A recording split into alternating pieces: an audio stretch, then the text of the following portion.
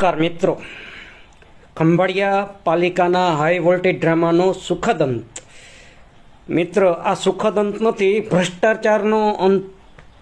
ભ્રષ્ટાચારનું વાલાદવલા કરી અને સમજૂતી કરી લીધી.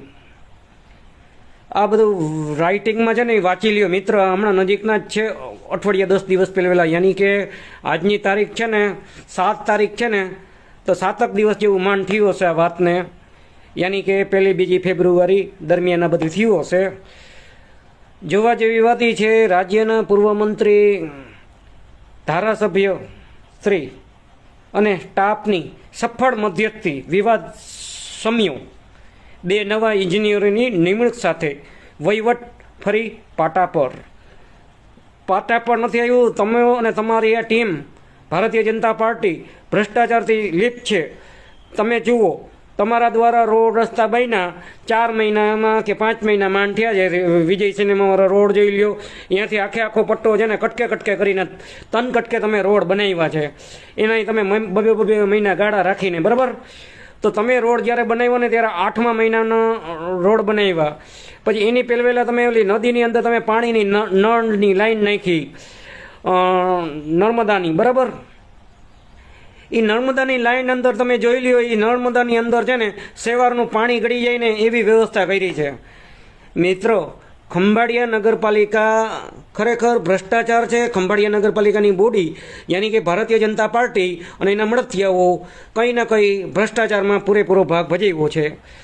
શું સુખદ અંત છે મિત્રો. જનતાના પૈસા ગયા અને ભ્રષ્ટાચાર થયો.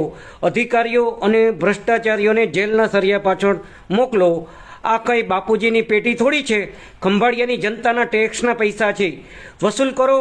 આમ ભાગ બટાઈ ના કરો અને સમાધાન ના હોઈ શકે કોઈ દી, બરાબર.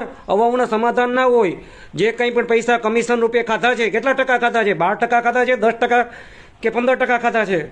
આ જે કંઈ પણ 15% 20% ખાતા હોય તો પછી બેમાં બનાવવાળો શું ખાય ના શું ખાય, તો વાંહે રોડ કેવા બને ને રસ્તા કેવા બને એ તમે સમજો છો.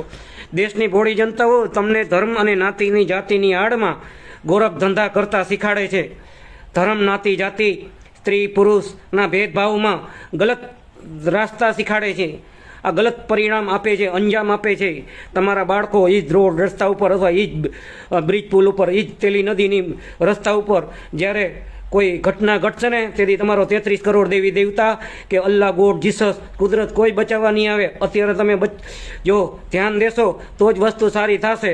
અમારી આ વસ્તુ તમારો મત, તમારો મોતનું કારણ બને. તમારો મત ભ્રષ્ટાચારની ઓર નહીં, એક ઈમાનદાર નેતાને. મતલબ અમો વોર્ડ નંબર 7માં આવનારો સમય ચુનાવ લડવાના એંધાણ છે. જે લોકો સાથ સહયોગ કરે એવી વિનંતી. જય હિન્દ, જય ભારત. અમે આવી રીતે નહીં હલાવી લઈએ એ એટલી ખાતરી આપી છે. જય હિન્દ, જય ભારત.